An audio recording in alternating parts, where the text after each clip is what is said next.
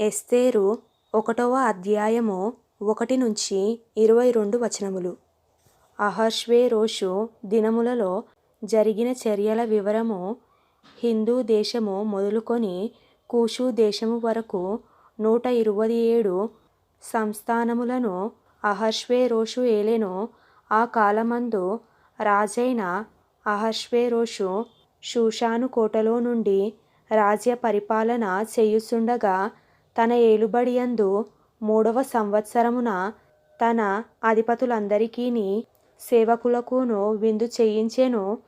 పారసిక దేశము యొక్కయు మాధ్య దేశము యొక్కయు పరాక్రమశాలులును గనులును సంస్థానాధిపతులును అతని సన్నిధి నుండగా అతడు తన మహిమగల రాజ్యము యొక్క ఐశ్వర్య ప్రభావములను తన మహత్యాతిశయ ఘనతలను అనేక దినములు అనగా 180 దినములు కనుపరచెను.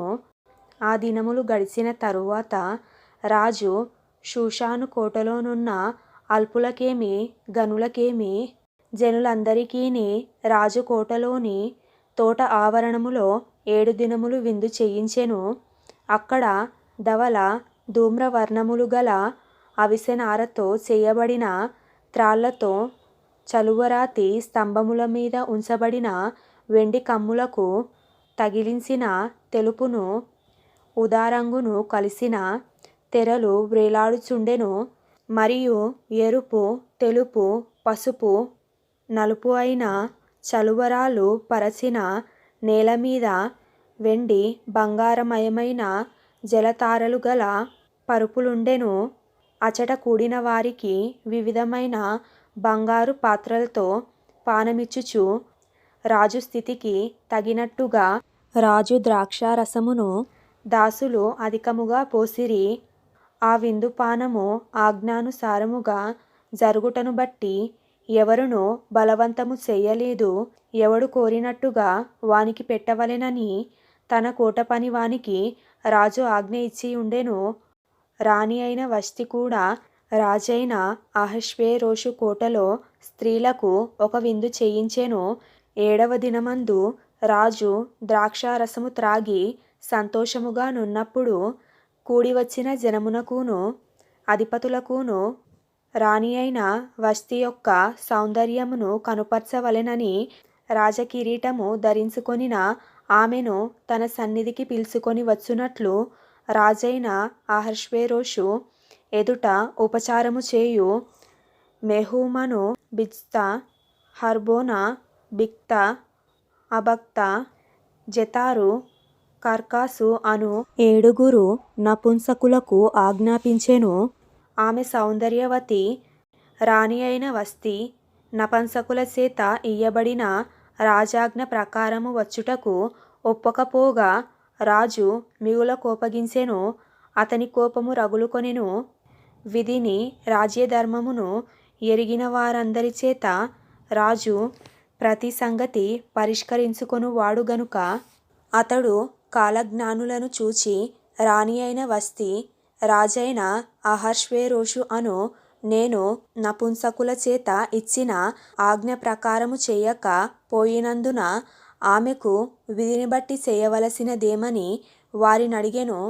అతని సన్నిధిని ఉండి రాజు ముఖమును చూచుచు రాజ్యమందు ప్రథమ పీఠముల మీద కూర్చుండు పారసికుల యొక్కయు మాదీయుల యొక్కయు 7 ప్రధానులు ఎవరనగా కర్షేన షెతారు అద్మాతా తర్షీషు మెరేసు మర్సేనా మెమూకాను అనువారు.